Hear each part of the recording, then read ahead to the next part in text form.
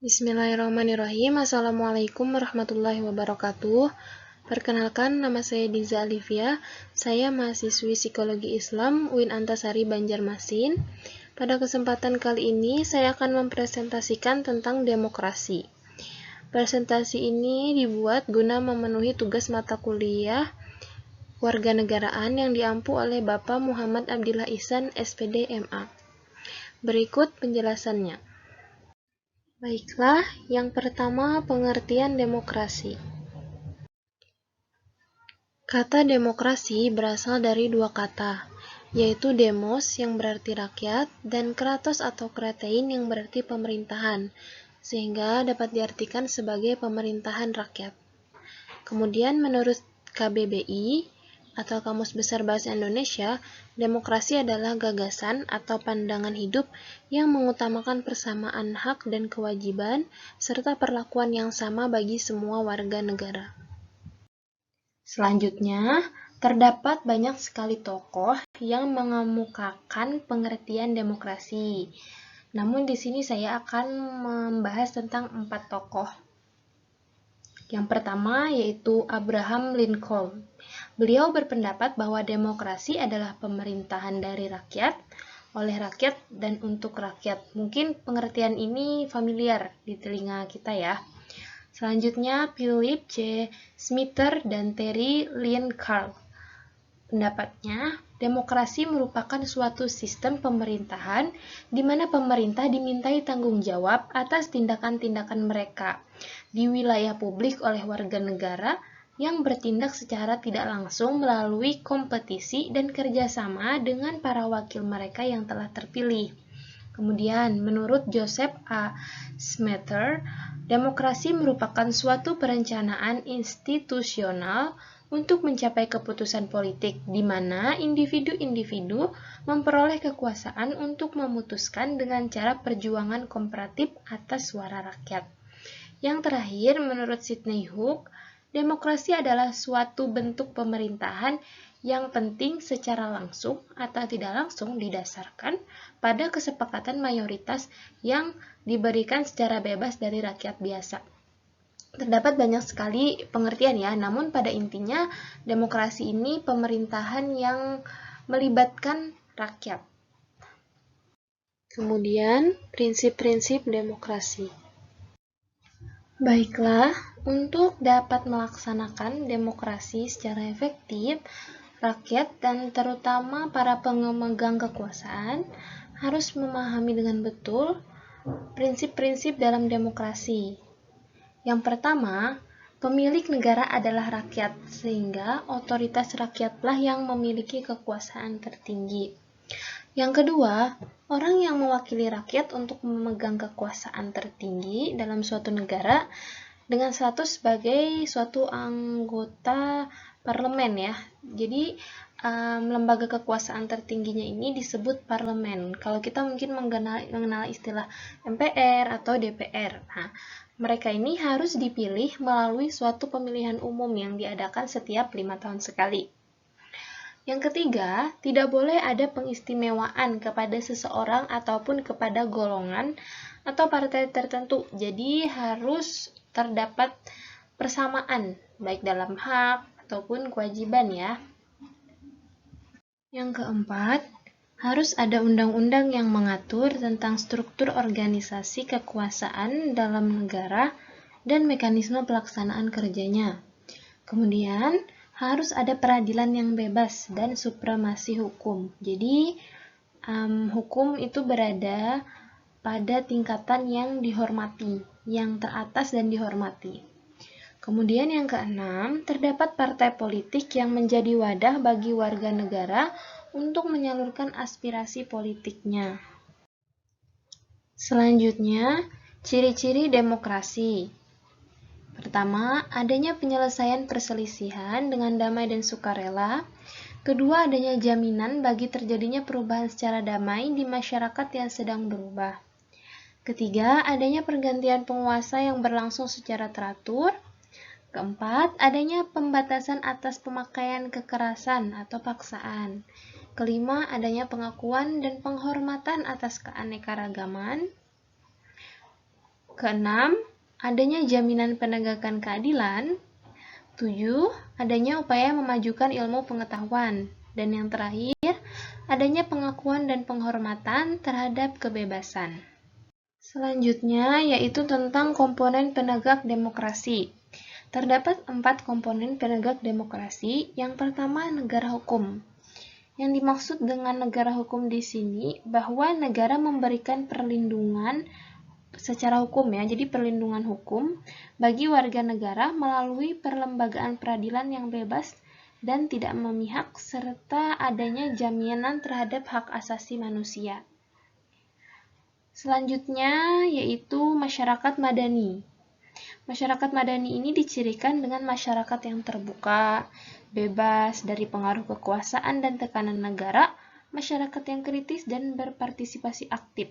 Jadi masyarakat madani ini menjadi salah satu pendiri pemerintahan demokrasi karena ia menjadi kontrol kinerja lembaga eksekutif dan yudikatif. Kemudian yang ketiga, infrastruktur politik. Infrastruktur politik ini terdiri dari partai politik, kelompok gerakan, dan kelompok penekan. Kemudian yang terakhir yaitu pers yang bertanggung jawab. Nah, peran pers dalam kehidupan demokrasi di sini sangat penting karena dari sinilah berbagai informasi akan dipublikasikan. Jadi, pers ini menjadi media penyalur aspirasi dan pendapat masyarakat dalam mengkritisi kinerja pemerintah. Selanjutnya, jenis-jenis demokrasi. Terdapat banyak negara di dunia yang saat ini menganut sistem demokrasi dalam pemerintahannya. Masing-masing negara menerapkan sistem demokrasi sesuai pemahaman masing-masing. Dalam pembagian jenis demokrasi, terdapat 3 sudut pandang. Yang pertama yang kita akan bahas yaitu berdasarkan ideologi, terbagi menjadi 3. Yang pertama, demokrasi konstitusional atau liberal. Demokrasi ini berdasarkan pada kebebasan individu. Jadi dasar pelaksanaan demokrasi ini adalah kebebasan individu, sehingga kekuasaan pemerintah dibatasi oleh konstitusi. Yang kedua, demokrasi rakyat. Demokrasi ini merupakan demokrasi yang didasarkan pada paham sosialisme dan komunisme, sehingga lebih mengutamakan kepentingan umum atau negara. Dan yang terakhir yaitu demokrasi Pancasila.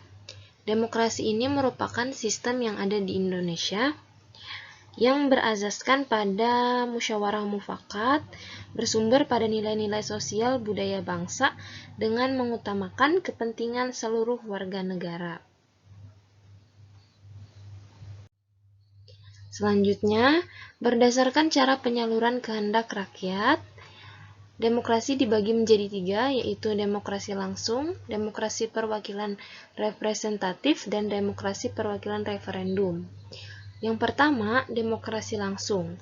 Ini merupakan sistem yang memberikan kesempatan kepada seluruh warganya dalam menentukan arah kebijakan umum atau undang-undang, sehingga rakyat secara langsung dapat mengemukakan kehendaknya dalam musyawarah.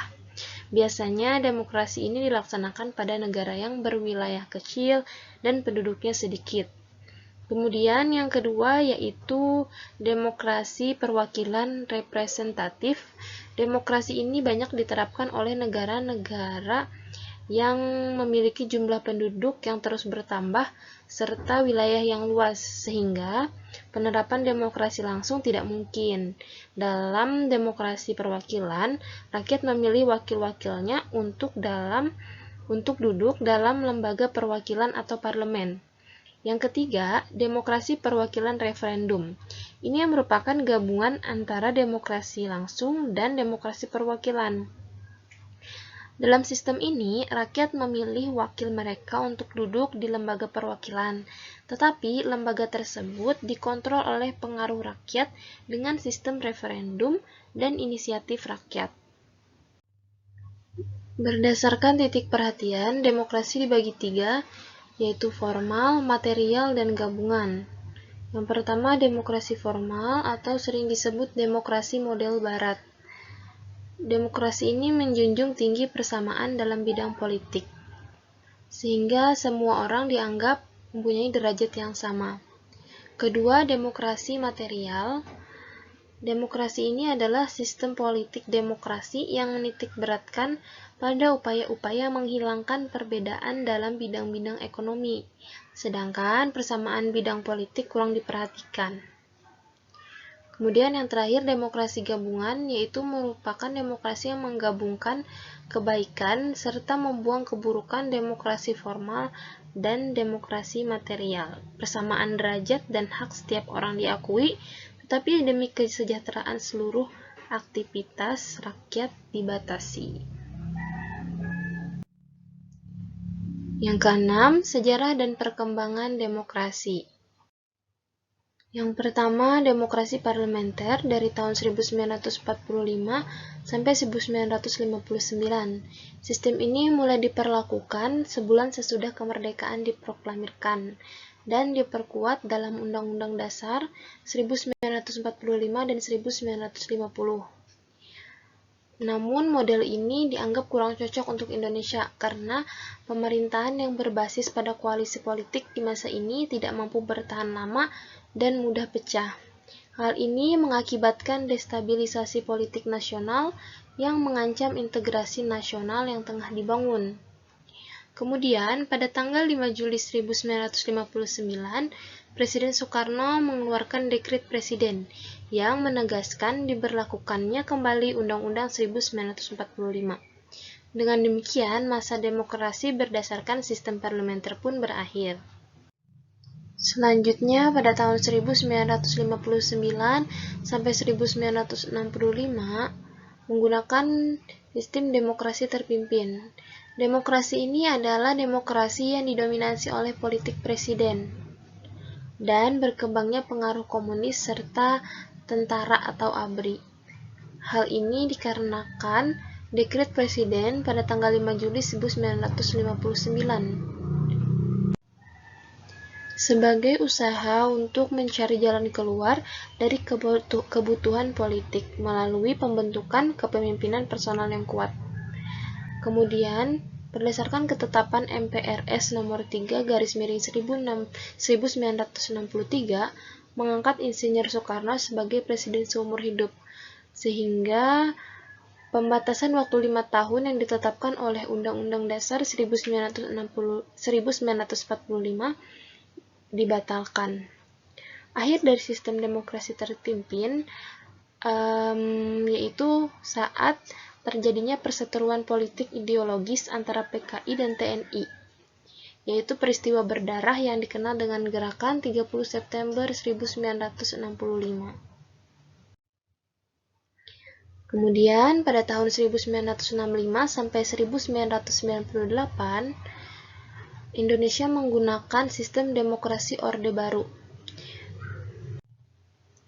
Periode ini merupakan masa pemerintahan Presiden Soeharto dengan Orde Barunya.